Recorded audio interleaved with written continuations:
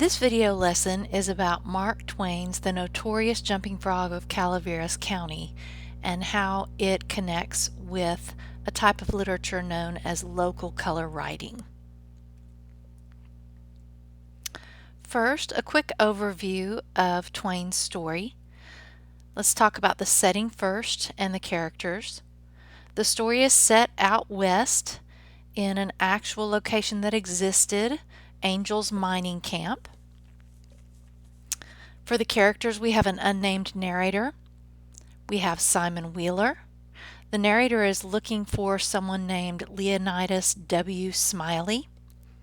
And Simon Wheeler is the person that the narrator encounters about this. And Simon Wheeler tells the narrator a story about not Leonidas Smiley, but Jim Smiley. And that story talks about how Jim Smiley was a bettor, about a mare that he had, about a dog named Andrew Jackson, and then of course about a frog, which is where the story gets its title.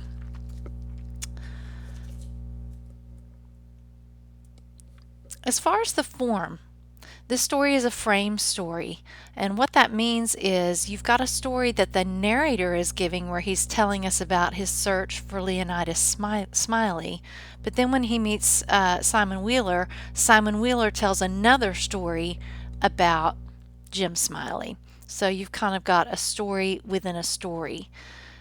This story is also a type of trickster tale. So Jim Smiley is a trickster who is trying to trick his frog's opponent in the frog race, but he actually gets tricked himself. So he's kind of a dupe. He gets duped. And one of the questions that I want to pose is whether there are other tricksters and other characters who get duped in this story. And that's a question we'll go back and revisit a little bit later. As far as local color writing goes, local color writing is kind of a branch or a form of regionalism, a type of regional writing. And this definition, by the way, comes from the Handbook to Literature. It's a handbook that I've been using since I was in college, and this is the definition for local color writing. Local color writing exploits the speech, dress, mannerisms, habits of thought, and topography peculiar to a certain region.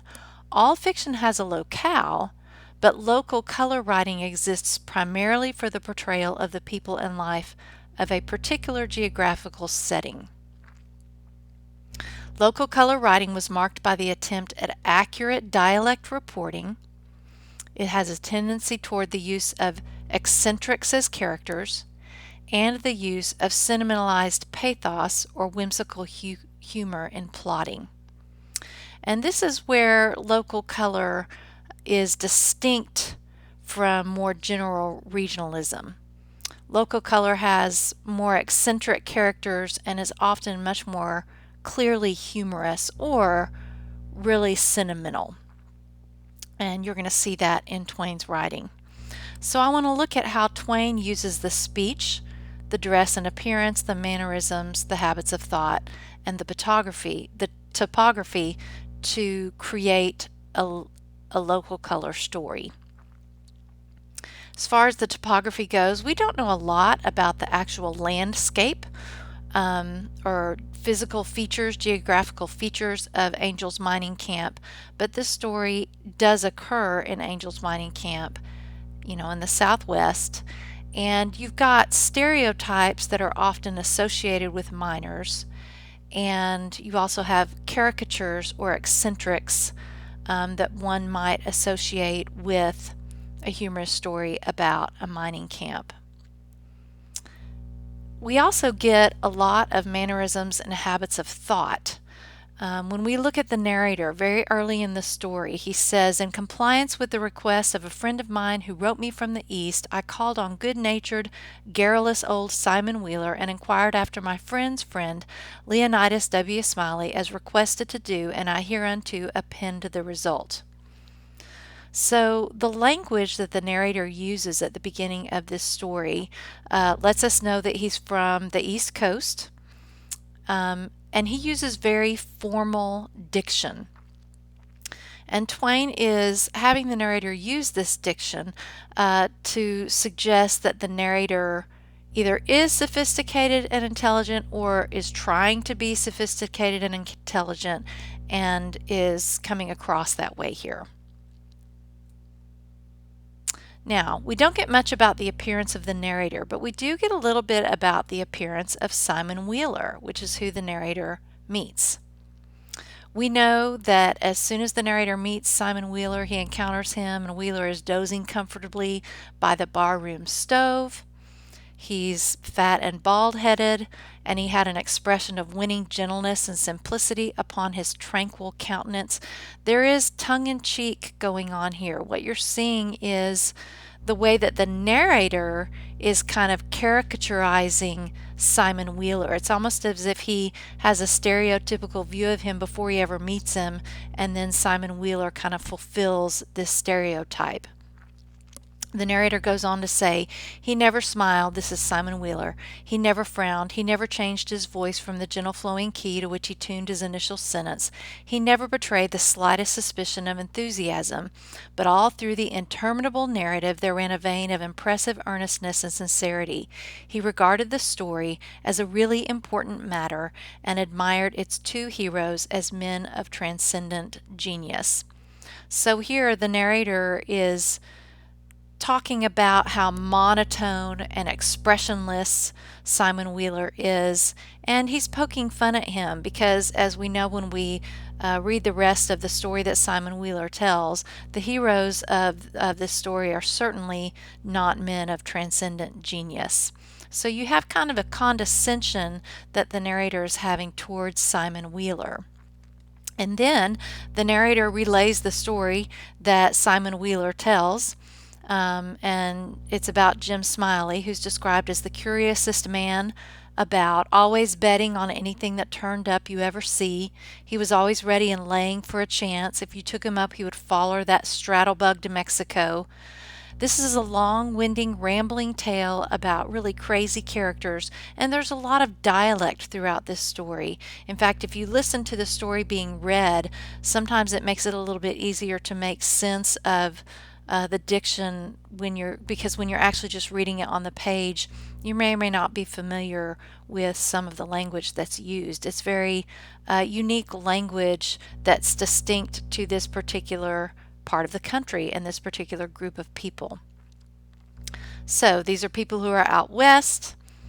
This is a miner telling a story about people in his community.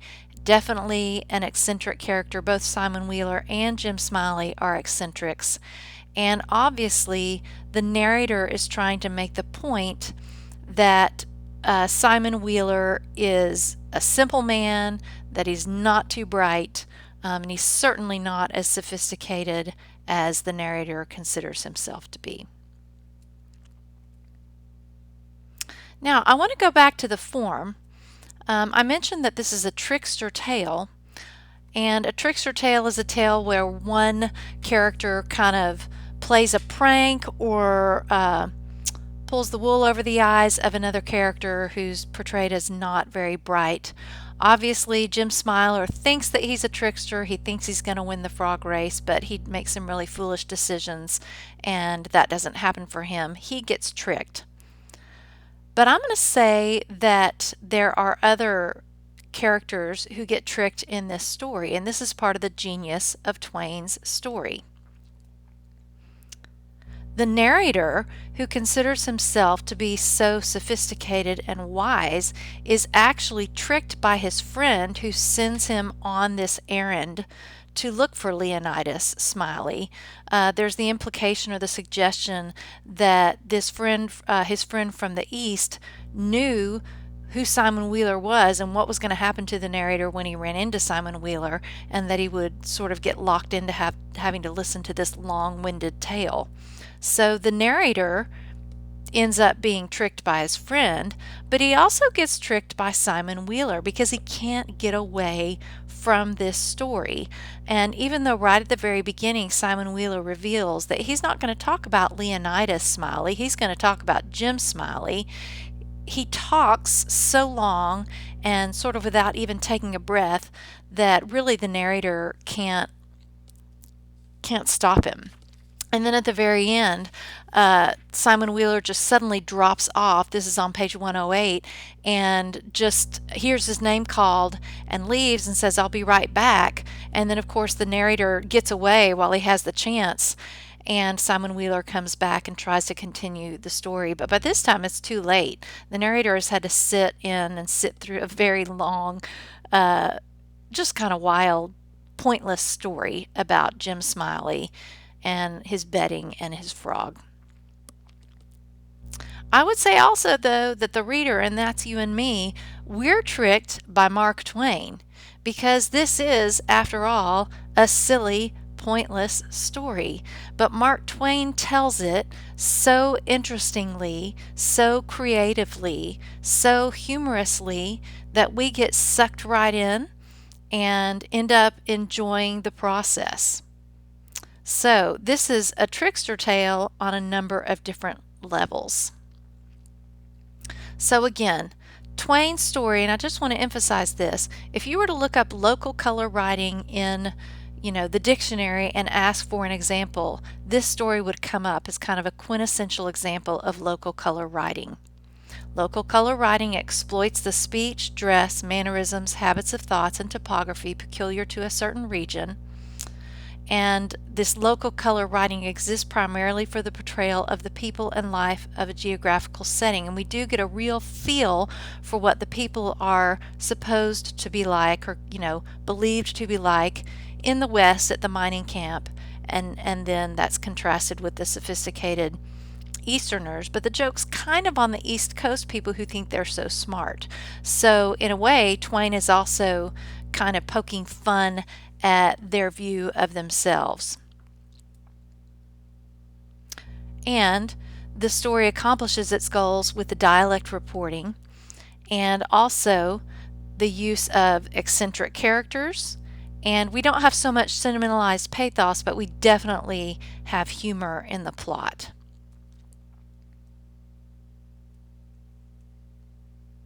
So one of the distinctives about local color writing is that it's just not as serious as realism. It's more about being entertaining. By and large, it was content to be entertainingly informative about the surface peculiarities of a special region or of special regions. So if you feel like these are caricatures or kind of stereotypes being depicted in this story, that's exactly right. And that was Twain's goal here. So local color writing isn't so concerned about talking about larger truths of the human experience, but instead is just interested more in being entertaining and integrating humor into the literature.